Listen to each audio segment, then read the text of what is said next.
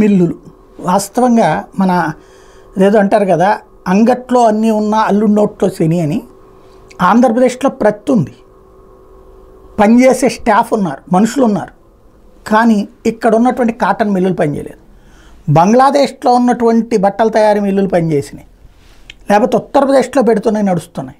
కానీ మన దగ్గర ఉన్న పత్తి పోతోంది, పత్తిని కొంటున్నారు, వాడుతున్నారు తప్పించి మన దగ్గర ఏ ప్రాంతంలో అయితే హయ్యెస్ట్ ఈ పత్తి ఇదంతా నడిచేటటువంటి గుంటూరు లాంటి ప్రాంతాల్లోనే స్పిన్నింగ్ మిల్స్లు మూతపడటం అన్నటువంటిది ఆవేదనభరితమైనటువంటి అంశం. యాక్చువల్గా దాదాపుగా ఏపీ టెక్స్టైల్స్ మిల్స్ అసోసియేషన్ 35 లక్షల స్పిన్నిల్స్ సామర్థ్యం ఉంది, 125 యూనిట్లు ఉన్నాయి. గ్రామీణ ప్రాంతాల్లో 70,000 మందికి ప్రత్యక్షంగా దీంట్లో ఉద్యోగాలు ఉన్నాయి, 1,00,000 మంది పరోక్షంగా దీని మీద ఆధారపడి ఉన్నటువంటిది. అంతర్జాతీయ మార్కెట్లో క్యాండీ దూది 356 కిలోలు అన్నమాట. క్యాండీ అంటే 50,000 రూపాయలు. అదే స్థానికంగా అయితే 58,000 కొంటున్నారు. దారం తయారు చేస్తే కిలోకి సగటున 20 రూపాయలు నష్టం వస్తుంది. ఇది అంటే బట్టల తయారీకి కావాల్సిన ఈ క్యాండీలు ఇక్కడ లాస్ అనమాట. పత్తి నుంచి దారం తీస్తే దాని తర్వాత జరిగేటటువంటి. గతంలో విద్యుత్ బిల్లులు పెరగడమే దీనికి ప్రధానమైనటువంటి కారణమైంది.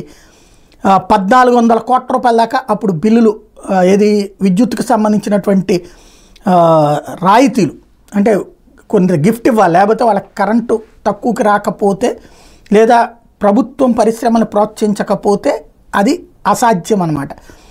వాస్తవంగా ఈ 300 నుండి 800 మంది కార్మికులు ఒక్కో మిల్లో పనిచేస్తుంటారు. ఒకసారి మిల్లు ఆపిన తర్వాత మళ్ళీ తెరవాలంటే కష్టం. ఎందుకంటే ఆ పని తెలిసిన వాళ్ళందరూ వాళ్ళ ఊళ్ళకి వెళ్ళిపోయారు చాలామంది. ఇప్పుడు వాళ్ళని తిరిగి తెప్పించాలన్నా, ఎందుకంటే వాళ్ళు వేరే పనులు వెళ్ళిపోతారు. ఇక లేవు శాంతం మన కంపెనీ మూతపడిపోయిందని తిండి తెప్పలు మానేసి కూర్చోరు కదా, వేరే చోట సెటిల్ అయిపోయి ఉంటారు. ఇప్పుడు ఇట్లాంటి మిల్స్ అన్నటువంటిది అతిపెద్దదైనటువంటి సమస్య అయింది. ఇందులో కావాల్సినటువంటిది ఏంటంటే 1,400 కోట్ల ప్రోత్సాహకాలను విడుదల చేసి యంత్రాల ఆధునికీకరణ కోసం 25% మూలధన సబ్సిడీ ఇచ్చి, బ్యాంకు రుణాల మీద ఏడాదికి 8% వడ్డీ రాయితీ ఇచ్చి, విద్యుత్ యూనిట్కి ₹2 రాయితీ ఇస్తే సంస్థలు నడుస్తాయి. కానీ ఇవన్నీ వాళ్ళు అడుగుతున్నటువంటి ఇది చేయగలుగుతారా? ఇది చేస్తే దాదాపు 2 లక్షల మందికి ఉద్యోగ ఉపాధి అవకాశాలు వచ్చినట్టు. లేదు అంటే మనం పత్తి అమ్ముకునేటటువంటి వ్యాపారులుగా, పత్తి పండించే రైతులుగానే మిగిలిపోతాం.